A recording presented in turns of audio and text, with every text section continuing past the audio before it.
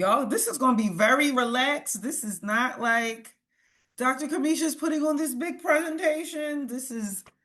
I threw this together in like the last hour. Okay. So y'all can unmute yourselves if y'all up to showing y'all faces. As a matter of fact, I was going to ask if you don't mind if you are in the identity lab for the people that's going to come watch the recording.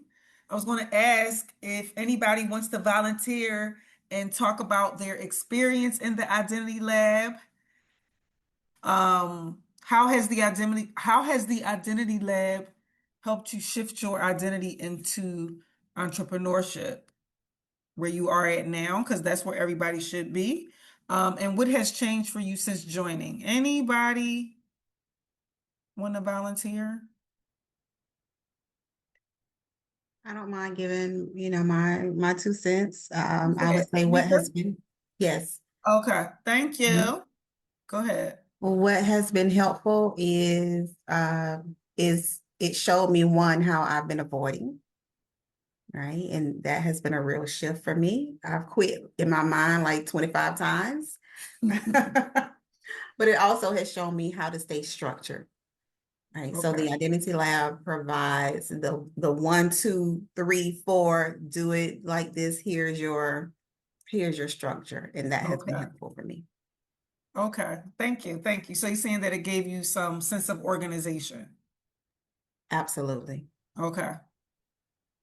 Okay, y'all. I don't see no other hands raised. That's okay. So let's go ahead on and get started. Okay, we're talking about building your unique value offer. This is two frames. We're going to talk about how to make it unique, but the main part we're going to talk about is how to make it valuable because this is the next step after you do the calculator math. So for those who are going to be watching the recording, please understand that I think everybody here, maybe everybody, has access to, if they want to, a calculator. So the calculator actually shows you if you were to build a virtual event, how can you reverse engineer how much are you going to make at this event and how many people do you need to be in the room according to your social media audience? Raven, I think this will be really good for you too, just because I know a little bit about you and what you do. But yeah, you can reverse engineer it according to how many followers you have and how many of them actually go to your profile because that's your warm audience. Okay. So this is the next step that you would do after that. Now you know how many people you need to sell to. Now you know how many people are on your warm audience. Now you need to figure out, okay, what am I even going to talk to them about? That's usually the next question that people have in their mind. Okay, after I figure that out, what am I even going to offer them? Here's the problem with that. Most coaches and mentors and speakers, especially in the spiritual niche, they cannot charge premium prices because they don't have a back end offer. They're usually offering, like, especially in the spiritual niche, they're usually offering some type of reading or some type of one on one intuitive consultation, thing like that. It's usually not like a bigger like program or a mentorship or something that has a lot of depth to it. And that is one of the primary reasons why they can't sell a higher ticket offer because everything is just like these one-off things. I know I'm saying that from experience, from me doing name readings for a lot of my 8 years as an entrepreneur. And I started realizing, even with me selling Self-Realization of a Goddess as a course, I started realizing that I couldn't really scale that up for multiple reasons. But one of them, especially in the spiritual niche, a lot of people don't even have a back end offer. They don't even know what that is. Okay, so that's what we're talking about tonight. Now, even if they do have a back end offer, it's not an expensive problem, or they haven't figured out how to articulate it like it's an expensive problem. That's what we're going to talk about tonight, too. Okay, how do you articulate what you're offering from the position of this is worth money? This is not just about vibes. This is not just about, oh, you're going to live your best life. No, that's way too vague. Okay, so the solution is to find the expensive problem that you can help somebody solve based on your life experience. That's also what makes it unique. When we get to the end, I'm going to give you all a worksheet and it has an AI prompt in there. I hope everybody is okay with using AI. If you're an entrepreneur and you ain't using okay, you're gonna have to use all your brain cells by yourself. But anyway, I'm gonna give you a prompt that you can use with AI that will help you pull the expensive problems out of your lived experience. Okay. And then the third thing is we're gonna talk about what is your differentiator? Because how do you make your offer unique? So, like I said, this is two parts. How is it valuable? Like literally worth money. And how is it unique in the marketplace?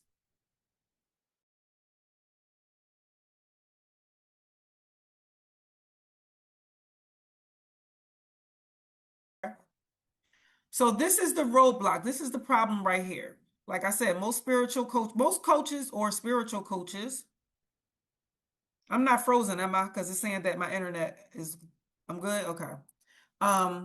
They can't charge $1,000 and up for their offer. Now, this is for multiple reasons, not just because they can't figure out their uniqueness, they can't figure out what makes it valuable. Some of them are stuck in nervous system freeze, meaning that they don't even feel comfortable charging $1,000 for something, right? But that's why when you do the calculator, which is the first step, when you get to the bottom of the calculator, it's going to ask you, how do you feel about this price that you just came up with? Because if you get stuck there, it don't even make sense to go here. Okay? The purpose of going through these steps, especially in the identity lab is, I've changed the whole purpose. Y'all know that. Is to build your first $1,000 virtual event. But what makes it unique is I have nervous system checks after each point. So if you freeze somewhere, you're going to know exactly where you got froze at. So you're not going to be sitting there and be like, oh, I think I lost my momentum. No, you got stuck right at this stage right here. So you can do your own inner work to unravel yourself. Okay. So here's what most spiritual coaches do. They overteach information. Okay. Even if you're in a personal development space, just you might be talking about nervous system stuff, whatever. A lot of them, and I know because I used to do it. A lot of them just overteach information. And it could be really good information, but guess what will happen? You will turn your audience will see you as just information. Your audience will see you as information and entertainment. I'm saying this because me being a word magician, I grew a nice size audience from me entertaining people, right? And giving them information about changing their reality and their mindset. That does not scale until you figure out where is the problem that they're trying to solve. Okay. So if you don't talk about transformation, you're going to be stuck. So if the problem is not, if you don't find a problem and you don't talk about how can you go from this to that, you're going to be stuck. If you also don't talk about so that they can, right? This is something that I teach in to my private students, like and when I do one-on-one coaching. What is the so that they can statement? Meaning that after you told them that I'm going to help you live your best life, I'm going to help you be more confident so that they can do what? Right? And the spiritual, especially with spiritual coaches, everything lives on the woo-woo side. Everything lives on the internal side. It's no point in changing something internal if it doesn't have an external balance to it. This is masculine and feminine energy. We can't just be so heavenly good. What they say? How y'all know what they're saying? Don't be so highly spiritual that you ain't no earthly good. You need both. I see Bianca shaking her head. Okay. So yes, that's going into why they can't charge $1,000 because you're using vague language. I'm going to help you heal generational trauma. What does that mean? I'm not picking on anybody here. That's if that's what you're saying, because I used to say that. And I did okay saying that until I started wanting to charge $1,000 and up. Then I started seeing, I'm gonna have to get more specific, right? I hope you find your purpose. I hope you live your best life. There is absolutely nothing unique about this. There's 10 zillion other people on the internet saying that. This is why you won't be able to scale it if you're being very vague, okay? And then, like I said earlier, lack of articulating the problem from a lens of impact of what? People care about time, people care about money, people care about their health, and they care about their relationships. If you go scroll through your internet, go scroll through your TikTok and start framing them. That's what, when you get off of here and you go back on one of these apps, I want you to start looking at each video and be like, oh, that was about time. Or that was about health. Or that was about money. Or that you're gonna see a gazillion relationship ones. We know that they run rampant on the damn internet. Yes, because these are the things that people care about the most. So you need to talk about the problem from the lens of one of those four things. Even in astrology, astrology breaks down to those main four things. Okay? Those are the real cost of the invisible problem. We're going to go look deeper into what do I mean by that. So, finding the expensive problem that you can solve based on your life experience, it will speed up the process of scaling your back end offer. The quicker you figure that out, the quicker you'll be able to get to charging $1,000 and up. I did not get to that point until like 5 years into my business. I want you to get there faster because I wasn't thinking like this, what I'm talking about now. Okay? You already solved an expensive problem in your own life. I promise you, you did. You're just not thinking of it that way. Oh, I got a typo on here.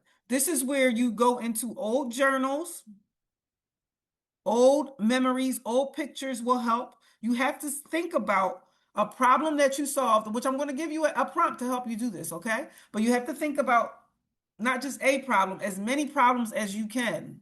How many did you solve that have money attached to them? Now, I know you're going to have a hard time figuring this out, which is why I'm going to give you the prompt.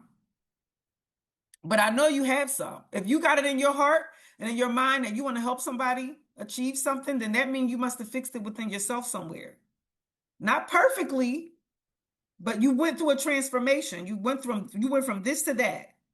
If you went from this to that, then you can help somebody else go from this to that. So the cost that when you were in that problem, whatever it was, let's say, for example, like for me, I was in an abusive relationship from a young age, like 20 to 23. It caused a lot of internal problems, emotional problems, identity-based problems. Those are expensive. People don't think about it like that, but they are expensive. So it is your job to show where money is lost, where health is lost, where time is wasted, where relationships are damaged, where legacy is threatened. If you do not frame your offer around that, you might as well not even state the price of it. Let me say that one more time for you. If you do not frame the problem against, well, how much money did you lose? Well, how much health did you lose? Think about everybody that's sitting here, mostly everybody here, went through the identity challenge. Why do you think that I asked y'all, how long have you been in an identity split? Think about that. And I had you break it down by the day, right? And I also talked about what is that doing to your nervous system? How many angles did I just hit? I hit time. I hit you. I hit how's it affecting your actual health, your body, right? When you went through the identity challenge, I asked you how much did it cost you in money? And I have y'all posted in the group. Somebody posted something the other day that's like, I realized I lost like $50,000 by being in an identity split. You see how I pulled out the money out of something that looked invisible? That's what you have to do. Because otherwise, when you make your offer and you say that this is $3,000, they going to compare it to everything else. Well, I got the kids, I got to go, we got the vacation coming up, we got the tuition, we got this. I mean, not saying that those things are not important, but if you let them compare it to something, you might as well not name it at all. You might as well not name the price at all. So you have to position it against things that they care about, like these, okay? So your job is to extract the problem, quantify it with time, money, health, all those things that I just named, and then build your offer around that. Am I making sense? Give me some. Anybody got any questions, or am I just that good of a teacher? Go ahead, Tamika. Oh, you clapping. I thought you Oh had your yeah, I hand was up. just clapping. Okay. All right. I see if somebody I wrote had something. a question. Go ahead. Um, okay, so when it comes to like identity split, Mm-hmm. What about like things that you know you were interested in before, but you're not interested in it anymore? Like a let's say a problem that you solved Mm-hmm. years ago and you're just not interested in that anymore. You don't want to talk about that? Right. Then don't. Because your audience is going to feel that. They're going to feel that you're not really interested in talking about that. You do have to talk about something that you really want to help somebody else with. Hmm. Yeah, Okay. because Is like that for clear? instance, I know my interests change. What I used to like, let's Hmm. say 5, 10 years ago, it's not of interest of me now. I got you. I understand. I went through the same thing, right? I don't know how long you've been following me, but somebody might be, I think Raven might have been following me for, well, maybe not that long. But when I first started teaching metaphysics, it was all about relationships. And it was my first signature course, which I still sell today, is Self-Realization of a Goddess. And a lot of that had to do with not dealing with boys. I had a whole segment in there called No P for Boys. I had t-shirts and everything. This is what made a lot of women flock to me. But guess what? I taught that from like 2018. And then in 2022, I started turning a corner and started talking more about business. And I lost a lot of my audience because I no longer wanted to, I was healed from that and I no longer wanted to talk about that. So I understand where you coming from. If you don't want to talk about those things, then you got to find like a medium of what you do want to talk about and what your audience would also be interested in. Because you can't talk about something that you don't have interest in anymore. Because they're gonna Okay, feel that. thank you. You're welcome. So what makes a problem expensive? And Jaquay, just to piggyback on what I'm saying, if it's an expensive problem that you want to talk about, then I mean, if you can figure out how to make it an expensive problem, what you do want to talk about, then yeah, go with that. It's really a matter of finding an expensive problem. That's what it really is. And making sure that you're being authentic from yourself. Okay. So what makes a problem expensive? I kind of touched on this already, but deep financial impact, when you can figure out how to show them how you're wasting money and how you're missing opportunities. Health consequences, if it's affecting their health really bad. A lot of people don't think that, what is that doing to your heart? What is that doing to your blood pressure? I have asked people that on sales calls, and I know that that could feel a little bit pressure, but it's important. What is that doing to your blood pressure? Right? Time consequence. Y'all already know. That's why I ask everybody that come in the identity lab, how long have you been in an identity split? Relationship consequences, right? Are they facing a possible divorce? Are they facing the possibility of having to be in isolation? Or is it going to turn into a problem with their children? Those things are expensive. Okay. Legacy consequences. Are you going to take it to the grave? That's one that I use, right? When we're talking about, what your gifts are and the things that you're here to share with the world, are you going to take that to your grave? Because that's expensive. You don't want to be laying there on your deathbed thinking about shoulda, woulda, could. I should have finished that book that I was going to write. You don't want to be thinking about that. Okay. The expensive problem extractor. Like I said, I'm going to give you an AI prompt. As a matter of fact, I'm going to flip the screen and actually show it to you. And I'll drop it in the chat as well. So this AI prompt is going to, like I said, help you extract the problems that you can solve. It's going to quantify the real cost for you, like literally do the math for you. Identify which one has the most economic impact. So when you are creating your unique offer, it's going to give you a list of, according to what you gave it, it's going to give you, here are all the problems, here are all the costs for those things, here's the long-term impact of those things, right? So that when you talk about what you're offering, you can literally say, if you don't solve this within the next year, it could wind up costing you the X, Y, and Z. Where did you get that information from? AI. Not that everything that AI say is right. Use discernment. I'm sure y'all should know that by now, right? And then, of course, all of the steps leading up to you building your $1,000 event I'm always going to ask you at the end of it, how does your nervous system feel about this? Which is similar to what Jaquay already asked, right? She's like, her nervous system was like, girl, I'm past that. I don't want to talk about that no more. Right. That's what I'm going to ask you at the end of the form. So this is your homework from this workshop to use the prompt. And then when you figure out what your problem is or your expensive problem, I want you to post it in a group and then we can talk about it. So let me share this screen. Can y'all see the Google Doc? Okay, yeah, y'all should be able to see the Google Doc. I don't expect you to be able to read it because it's written very small. But the prompt says, I'm not going to read it word for word, but it says, I'm a coach, healer, teacher, speaker, or author. You can change that to however you identify yourself. I need help extracting and quantifying the most expensive, valuable, and impactful problem I've solved in my own life so I can build my signature offer around them. Now, if you don't want to use something that is in your own life, that's fine, but just remember that when you go to try to make it unique, you pulling it from something inside of you is what also makes it unique, okay?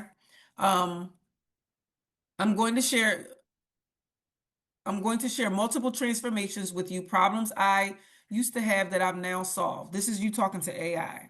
And for each one I tell you, I want you to be specific and measurable um, about how often about this problem, whatever I said here. So the AI is going to pull out what the problem was. It's going to articulate what the problem was, what the monetary value of that problem is, what the consequence is of that problem beyond money, if it's going to affect their health, relationships, stuff like that, and the compound effect, meaning if the person doesn't solve this problem over the next 1 to 5 years, what happens? You building all of this so that when you go to present the offer at your virtual event, you can clearly articulate it. Okay, so I just gave like the brief overview. I didn't give the whole thing. Um, And then it has a nervous system checkpoint that's going to ask you, okay, you've identified your expensive problem. Now check, can your nervous system handle teaching this publicly? Like, how do you feel on the inside about teaching this or any of the things that was pulled out? And when you think about building an offer around this and selling it, what is your first thought? That's what it's asking you to check because you could get stuck there. Okay. That's a nervous system checkpoint. So it's asking you, are you feeling like I'm not qualified to teach this? Maybe people won't pay for this. This is too personal to sell. Some people feel like that was something personal. I don't want to share that. Too many other people already teach this. These are just some common internal things that might stop you from actually taking the next step. But that's for you to work through. Okay. If you checked any of the first five boxes, then it's not a strategy problem, it's an identity problem. It's your nervous system relationship with that transformation. It's something a disconnect. But again, that I put that in there so that you will know that there's something there that you're like, your nervous system is like, no, I don't want to do that. Okay. Okay. Can y'all see that? No, y'all still looking at the other one. Why can't I show that? All right, I'm just gonna read it. It's part of mine that when AI did it for me. I wanted to show it to you so that you could see how thorough it did when it did mine. So for mine, I went in my journal because that's what I'm telling y'all to do. Matter of fact, let me say this before I forget. Let me stop the share so that you can actually see me. When you go to do this exercise, the best thing, well, this is what I normally tell my students. If you can, if you still have journals from your transformation, to actually go in your journal and look for journal entries where you feel like you made some type of shift, where you feel like you discovered something, where you feel like something came to the surface that caused you to change how you think or make some other decision. Hold on.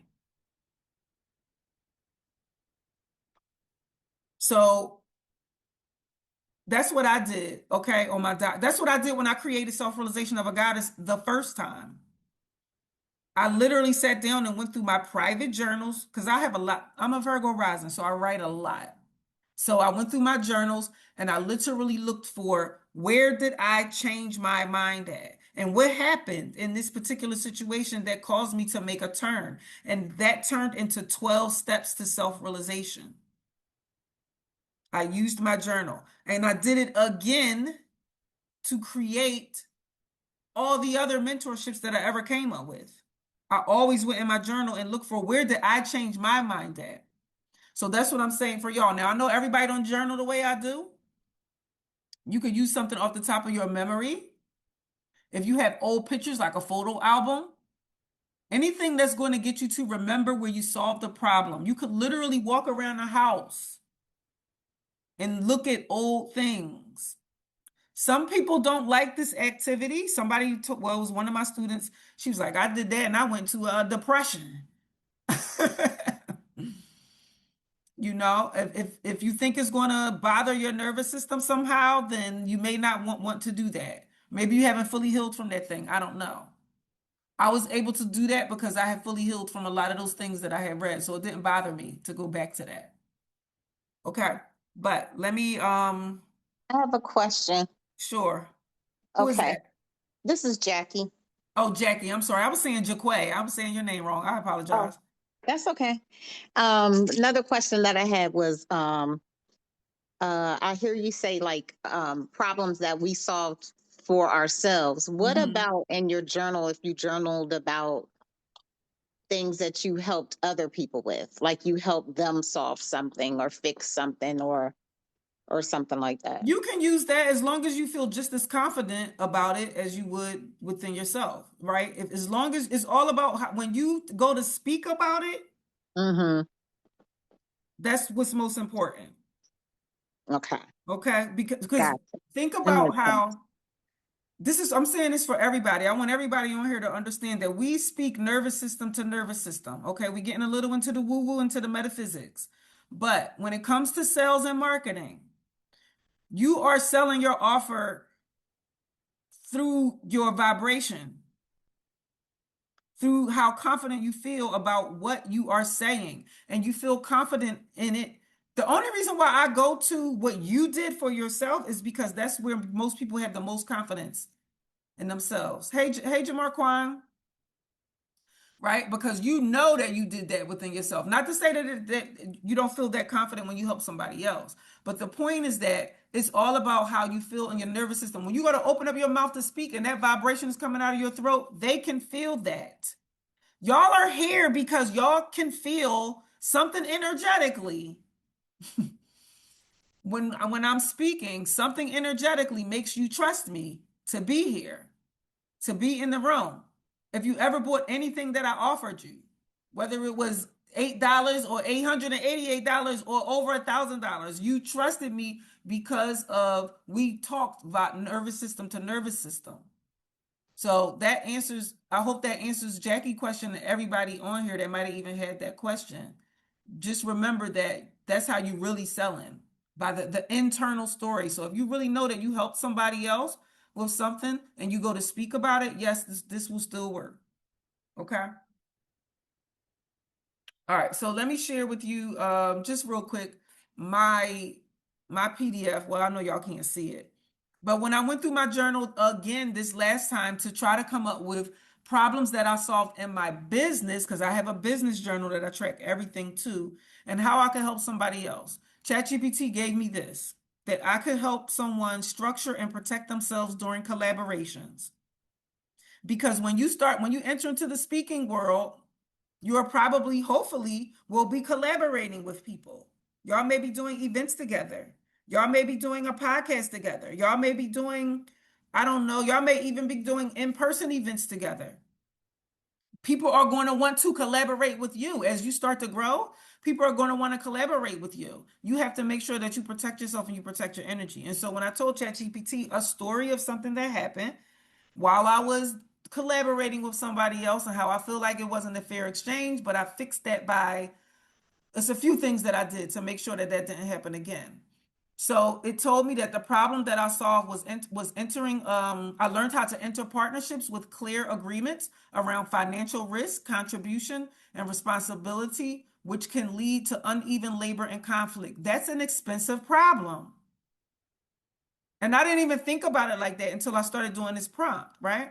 It wrote for me, this is what you help other people do. You help them structure partnerships and collaborations so that so that risk and investment and responsibility are clear from the beginning. Because what I would be helping them do is create an agreement that's, helpful on both ends. Why is this problem so common? This is all ChatGPT wrote all this for me. Because spiritual entrepreneurs are taught to be collaborative and generous and community oriented, especially in the spiritual niche. We tend to be very lax when it comes to business stuff. It's vibes. We just dealing on vibes. When you step into that business world, you better put your 3D hat on. You still need to use your 3D hat, y'all. You still need to use the masculine energy. So then it started breaking down how I would present it to somebody else, right? Basically said that it told me that in 2 or 3 months I realized that I was doing 80% of the work, that I was only getting 50% of the benefit, that I didn't have a written agreement, and that there was going to be conflict, right? And then I started having ill feelings towards the person and blah blah blah. So here's the monetary value of that. Unstructured collaboration. What happens without this skill? See how it's showing me how to present that. If I was to make an offer around that, it's showing me how to present that to my audience and say, this is what happens when you don't do this. Okay. Um, if the event was to generate 5,000 and the split is 50-50, I'm getting 2,500, they getting 2,500, but I did 80% of the work. I lost money there.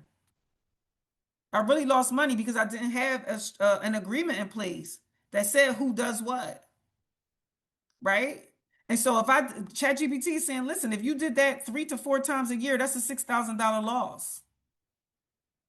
So this is how it's showing me how to present that to somebody else. Okay, I'm not going. It gave me a whole bunch of different scenarios. Even the consequences beyond the money was, what did it say? Your energy goes to propping up someone else instead of building your own work. You start to feel incompetent. This is what's happened. This is the consequence internally. I risk my reputation, right? These are things outside of money. I start to position myself as an unpaid consultant or unpaid partner. Opportunity cost, consequence, blah, blah, blah. And then it did the compound effect. If you did this for the next 3 years, basically you're looking at like a $9,000 to $15,000 loss. Now, I know that that was a business example, but trust me, you can do this with emotional things as well. Did that make, or does this make sense to y'all? Because I know that a lot of the reason why I'm saying emotional things is because I know that's what majority of y'all in the room are probably trying to sell. You're trying to sell something that got to do with helping somebody heal something inside. And a lot of times when it's intangible, it makes it really hard to turn it into value. And and then you also get people like emotionally dumping on you, especially if you're some type of coach, mentor. You know what I mean? Like you have to make sure that you're making it apparent to them that this has monetary value to it. Okay. Let me go back to the slide because I think it was one more slide that I was supposed to be showing y'all. All right, y'all should be able to see the slide now. Okay. So now we talked about the value. Everybody clear on that? Give me a thumbs up if everybody clear on how to pull the value out. If you know how to give me a thumbs up, I don't even know how to tell you to do it. Because the next thing we get ready to talk about is your uniqueness. Hold on, I'm checking the chat real quick. Oh, thank you, Bianca. For those who are not in the identity lab, Bianca wrote a nice little testimonial in there, letting you know what she got out of being in there. Thank you, Jamar Kwan. Jamar Kwan always show me some love. Okay, y'all. Okay, now it's about how do you make it unique, okay? Mind you, this is something that I actually teach inside of my mentorship, Painful to Profitable, but I'm learning how to share from a place of abundance. and to just put what I know out there more to the general public. But anyway, you make it unique by you putting two worlds together that wouldn't normally go together.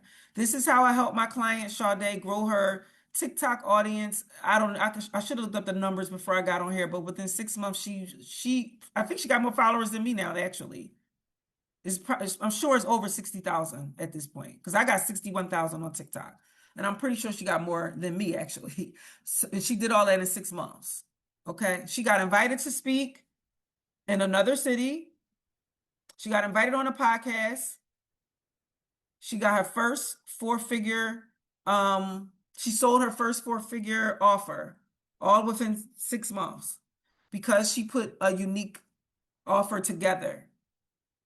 What do I mean by that? She put two things together. This is part of what I teach inside there. So you're going to put two things together that wouldn't normally go together. So for her, well, matter of fact, it's on another slide. I'll show it to you later.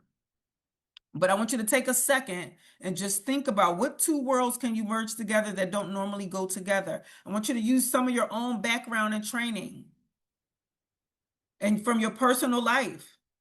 So for example, even though when I stepped into being a metaphysician, I already had a degree in business. I was already dipping my toe in business, right? I was already a landlord. I could have used that background. I was already like, I owned several vending machines. That was my own business as well. I've sold them, but yeah. I'm just saying I already had an entrepreneur. I already was like business before I even became a metaphysician. So that's how I got here. I combine two things together. That's what makes my offer unique. That I'm not only teaching metaphysics, I'm also teaching business. Those two things don't normally go together. You're not going to find a lot of coaches that offer both. So I want you to think about how can you put two things together that are different, that may seem like they don't go together. Let me give you some examples. Human design and removing roadblocks. There's a lot of human design coaches. Any human design coaches in here? I know one is in the group for sure. I know one is in the identity lab for sure. If you just say, you're a human design coach, you're going to blend in with everybody else. What type of human design coach are you? What is your specialization in? So I put human design plus removing money blocks. I just made that up off the top of my head. Right? It would be best for you to use something that you really have personal experience in. Maybe in your personal life, you actually work at a bank and you specialize in, I don't know, what do y'all specialize in, even in your regular world? Before I became into metaphysics, guess what I was doing? I was a sales rep for the U.S. Postal Service. What am I teaching now? Sales and metaphysics. I just blended them together. So let me see if y'all writing anything in the chat. Is anybody brainstorming right now on how they can combine two things together to make themselves unique? Here's another one, Reiki Master plus self-confidence for moms. Now you're not only doing Reiki, you're focused on a particular group and you're focused on helping them achieve a particular thing, self-confidence. But now what you have to do is you have to find how do you make that an expensive problem? So now it's not just, oh, they're going to get Reiki for, I don't know how much a Reiki session costs. Right? I had somebody on one of these calls that did Reiki and she was trying to figure out, how to upscale her offer. I said, girl, if I was you, I'd be doing $3,000 Reiki retreats. What? I'll be doing $3,000 Reiki retreats. You see what I'm saying? For confidence, for self-confidence with moms. My last retreat, the confidence speakers retreat, it was $3,500. But it came with I packaged it up. See, that's another thing. You got to learn how to package things. I packaged it up with a course plus the retreat. So, the retreat just added a little razzle dazzle on there. But it was for a particular audience, people who wanted to be confident speakers. Okay, third example, this is the one that my client Sade, when we sat down and figured out what she was going to talk about. She is also a reverend. She's a metaphysician like me, and she wanted to talk about healing from of narcissistic abuse. Who is talking about the whole freaking internet talking about narcissism? Who's talking about it from a metaphysical perspective? That's why her page blew up. You see? That's what made her unique. That's what made her get booked to speak. That's what made people ask her to come on their podcast and all of that, because she had a very unique position from speaking about it. Let me check the chat and see if y'all got some ideas. Are y'all brainstorming over there? Maisha said, this is brilliant and it's exactly what I've discovered about my purpose after being in the identity lab. Okay, okay, okay, okay. Because Maisha, I think you do like holistic herbs and stuff, right? Yeah, you could definitely combine that. So like when I did the Command Your Throne conference, which was an in-person speaking event, and I brought two people on the stage with me. One was an astrologer and one was a holistic health practitioner.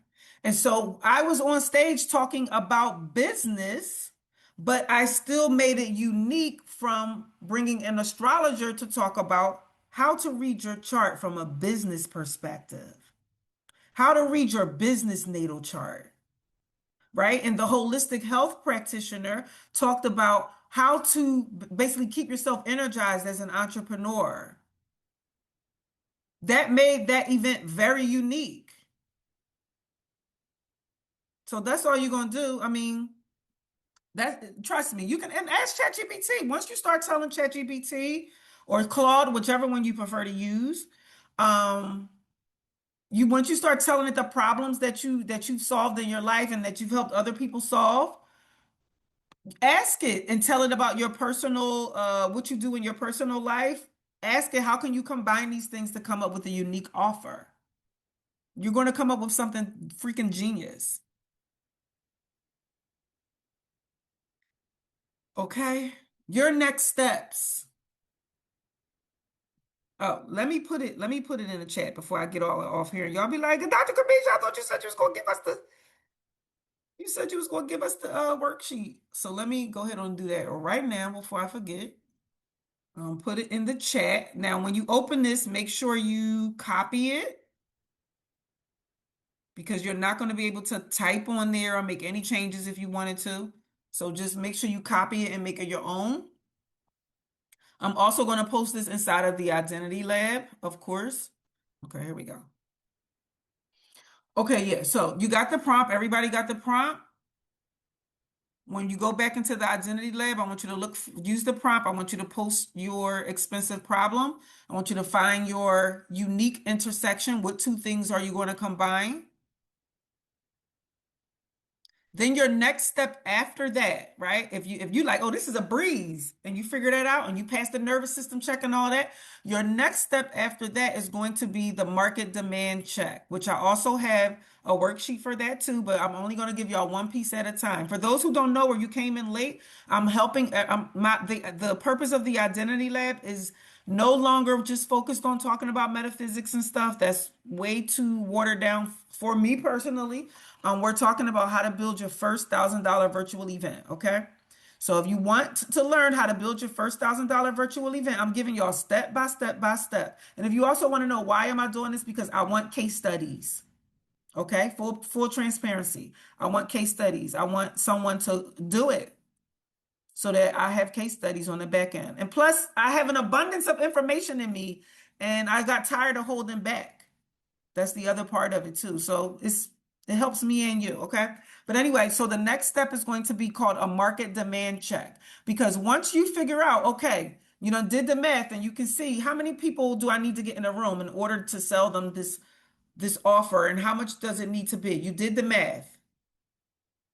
Now you're going to figure out What is the expensive problem that I'm solving so that when I go to create the offer around it, I know how to speak about it. I know how to say this is a expensive problem that I'm trying to help you solve. Okay? After you do that, you need to go do the research in the market to see if there's a demand there for that problem. Now, the worksheet that I'm going to give you, well, the people that's inside the Identity Lab, the worksheet that I'm going to give you guys is going to have you check to see, is the audience for this particular problem viable to pay you $1,000 or more? Here's the reason why I'm saying that. Because I spoke to somebody before and they were like, well, I want to help people heal themselves from depression. That's a beautiful thing. But are people in depression going to pay you $1,000? Even when it comes to helping women heal from narcissistic abuse, I had to talk to my client about this too. Are they in the position to pay you $1,000? If they're still with the narcissist, are they in the position to pay you $1,000? That's where you do the market demand check at, because you need to see, am I talking to the right audience? Even if I am trying to help them solve this problem, am I talking to the right audience? Because you have to position it to talk to the right people. Or else you're just going to be talking to people who can't pay you anyway. They're going to love your content though. They're going to love your content. They're going to eat it up. They're going to watch all your videos. They're going to binge. They're going to be in your inbox, pouring their heart out to you. Are they going to pay you though? When you launch your $1,000 course, that's what the next step will help you do. Okay. And then the next step after that, before you go building it, you need to validate it. So I'm going to give you another worksheet after that. I know this is a lot of steps, but these are all the steps that I didn't take that I wish I did, that I learned later. Like, oh shit, I was supposed to validate this before I sat up here and took 6 weeks to make a whole, step-by-step thing or whatever. Right? I'm validating my offers right now by running ads. I'm not saying that that's what I'm going to tell you to do. That's one of the things that I may suggest. But there's ways to validate your offer before you actually start marketing it. Okay, so I just want to kind of give you a glimpse into where we going next after this. And I think that's it. Yep, the floor is open for questions. Good, I did this in about an hour. Is anybody having any nervous system issue around this? Like, oh, I don't know, this feels like this is a lot. What is your internal response? Maisha, you can still do that audience, but you have to talk to a certain type of woman. Because what if she in corporate America? What if she, well, not corporate America, but you know what I mean? She could be a six figure. You think a six figure maker ain't in a narcissistic relationship? It's about who are you talking to? You can still talk to that audience. You just have to position it right. Mostly mothers in the process of co-parenting because narcissism makes that shit hard. I just don't want y'all to spend a lot of time building something that may possibly drain you later. You won't be able to scale it unless you just like, well, my heart is just in this. Go for it. Just understand that I said this to somebody earlier who was somebody in the group. We were talking because I had made a post in the group about the way that you price things can come back and bite you in the butt because your nervous system will wind up, you will pay for it with your body. Right? When you over give, you pay for that. It's going to show up. That's where burnout come from and all that.